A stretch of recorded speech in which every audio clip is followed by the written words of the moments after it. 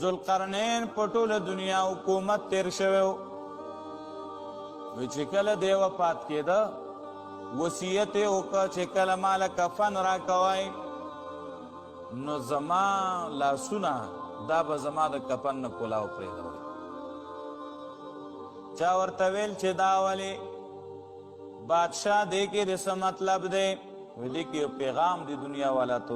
ورکومه پیغام دا دی چې ډېر خلک به زما جنازې له راغلي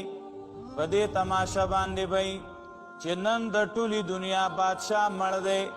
ځان سره به ډېر مال روان کړی ډېر دولت روان کړی چې ټوله دنیا وویني چې دا هغه بادشاه چې په ټوله دنیا حکومت کړی نن د دنیا نه خالی لاسونه روان دی هېڅ شی ځان سره یو نه وړه دا لاسونه مې دې له کلاو پرېږدوئ